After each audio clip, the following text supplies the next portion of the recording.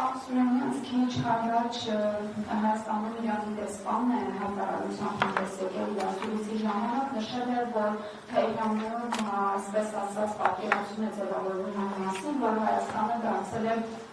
Իրանի դեմ թշնամական տրամադրված ուժերի կենտրոնատեղ, նա նաև հայտարարել է, որ դժվարին օրերին Իրանը միշտ Հայաստանի կողքին է եղել։ Ըստ ձեզ այս հայտարարությունը ինչ է նշանակում և այսուհետև ինչ է սպասվում հայ-իրանական հարաբերությունները։ Ըստ էության սա առաջին նման պաշտպան։ Ես անկեղծ ասած դեսպանի այդ հայտարարությունը տեղյակ չէի, դուք ասեցիք։ Ես նոր կանխատեսում էի, չէ՞, Իրանից ինչ արձագանք է լինելու։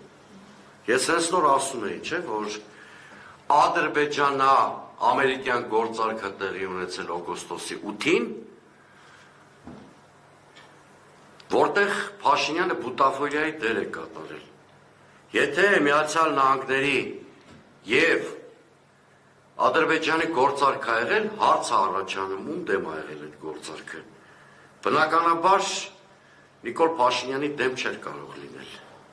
Նախ որտեղ ինքը բուտաֆորիայի պես այդ գործակին մասնակցել է և հետո, երբ որ Բաքվից կամ Անկարայից թքում են Հայաստանի իշխանության դեմքին, Հայաստանի իշխանությունը դա անձրև է համարում։ Բնականաբար այդ գործարքը տեղի ունեցել Իրանի Իսլամական Հանրապետության և Ռուսաստանի դեմ։ Բա ինչ էիք կարծում։ Իրանը պիտի սահմանափակվեր դիվանագիտական զգուշացնող մեղմ հայտարարությունների կոնտեքստում։ Այո, Նիկոլ Փաշինյանը իր ստորագրությունը դրել է հակաիրանական գործարքի տակ։ Ու իրան թվում է Թեհրանում կամ Մոսկվայում կամ Պեկինում նստած են միջին վիճակագրական ԿՊ-ականի ուղեղով ուսապարկել ու չեն հասկանալու ինք ինչ արել։ Հայաստանը բայց ասում էին նոր, Հայաստանը Նիկոլ Փաշինյանի ձեռամբ դարձել է Ադրբեջանի, Իսրայելի, Միացյալ Նահանգների, Թուրքիայի պրոքսի գործիքը Իրանի Իսլամական Հանրապետության և Ռուսաստանի դեմ։ Սա դաժան ճշմարտություն է։ Բայց նաև ավելացրեցի, չէ, որ մենք չենք էլ կարող այդ միջազգային պարտավորությունից այլևս հրաժարվել, պիտի փորձենք բանակցելով մյուս գործընկերների աջակցություն նաև օգտագործելով ինչ-որ բալանս ստեղծել, այս իշխանությունը դա չի կարող անել։ Ցավոք սրտի Իրանից ավելի կոշտ հայտարարություններ եք լսել։ Սուրենյանց, այս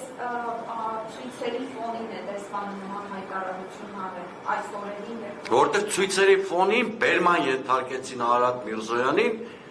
Վաշինգտոն։ Պարզ չի, որ Վաշինգտոն Արադ Միրզոյանի այցի ժամանակացույցը Վաշինգտոնում այնպես են արել, որ հարմարեցվի Իրանում տեղի ունեցող գործընթացների հետ, որովհետև Վաշինգտոնի համար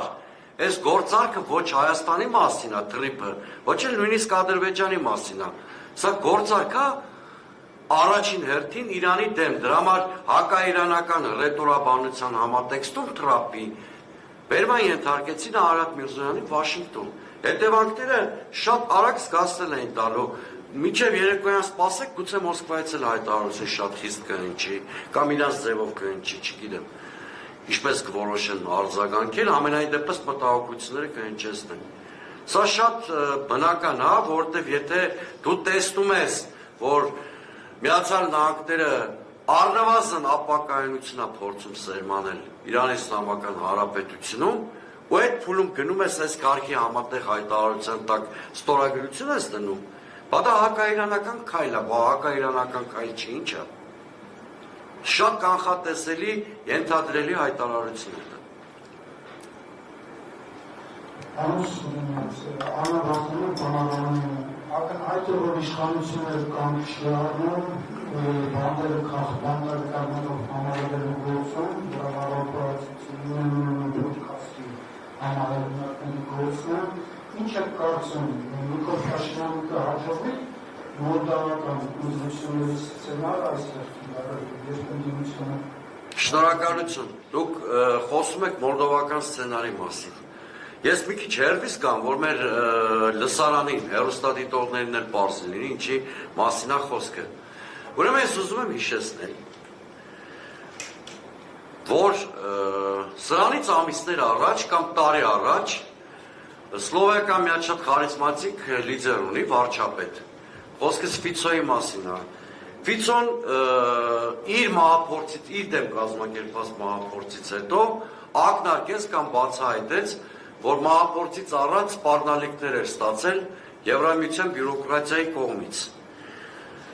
Բայց Մոլդովայից առաջ, այս բոլորը մի շղթայի մեջ են, դրա համար եմ հեռվից գալի։ Մոլդովայից առաջ մի հատ ավելի մեծ խայտառակություն տեղի ունեցավ Ռումինիայում։ Ռումինիայի նախագահական ընտրությունների առաջի փուլում պահպանողական կամ աճարմատական Ջորջեսկուն հաղթեց ընտրություններում, առաջի փուլի ընտրություններում նա առաջատարն էր, երկրորդ փուլ էր դուրս եկել շատ մեծ ձայնային մկրատով, հա։ Այդ հաղթանակից հետո Ռումինիայի սահմանադրական դատարանը որոշեց չեղարկել ընտրությունների արդյունքները, Ջորջեսկուին դուրս թողել ընտրական կամպանիայից, այն պատճառաբանությամբ, որ իբր ռուսական աջակցություն կա Ջորջեսկուի կամպանիային։ Հետո ամիսներ անց ռումինական իշխանությունը խոստովանեց, որ այդ մեղադրանքը մտածածին է եղել, բայց այդ ամիսների ընթացքում հասցրեցին Եվրոմիության բյուրոկրատիայի քիմքին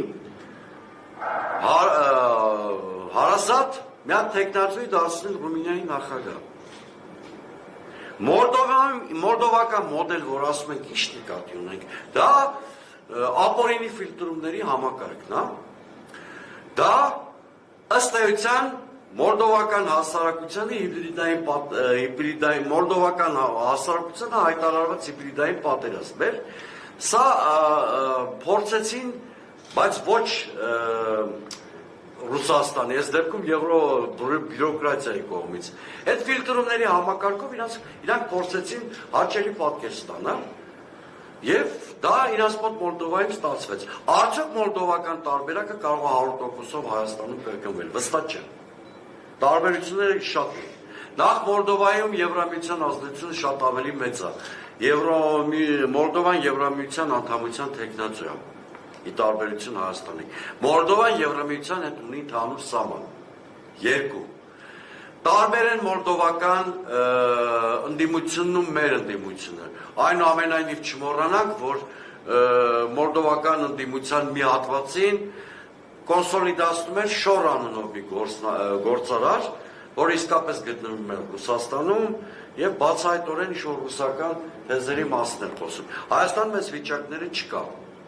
Եվ ես հույս ունեմ, որ այս առանձնահատկությունները մեզ կօգնեն, որ մոլդովական մոդելը Հայաստանում չկիրառվի։ Այո, այն 15 միլիոն եվրոն, որ տրամադրվել է Հայաստանի իշխանությանը Կայա Կալասի կողմից կամ Եվրամիության կողմից, դա Հայաստանի ներքին կյանքին միջամտելու ինստիտուցիոնալիզացված փորձ է։ Դա չեմ ներքի։ Այո, դա Հայաստանում մոլդովական մոդելը կրկնելու փորձ է։ Դա էլ չեմ ներքի։ Բայց արդյոք այդ մոդելը Հայաստանում կարող են կիրառել, թե չէ, կախված է մի բանից։ Ես քիչ առաջ այդ մասին խոսում էի։ Մեզ կհաջողվի մեծ բարձր ակտիվություն հաղորդել ընտրություններին, թե ոչ։ Եթե ցածր ակտիվությամբ ընտրություններ լինում, մոլդովական մոդել էլ, այլ մոդել էլ Հայաստանում կարող է կիրառվել եւ Նիկոլ Փաշինյանը կարող է վերարտադրվել։ Եթե բարձր մասնակցություն գրանցվում, կարող է հակառակ բան տեղի ունենալ, կարող է հայ ժողովուրդը կպայական իշխանությանը փաթեթավորել եւ ուղարկել Կայա Կալասի որպես օժիտ։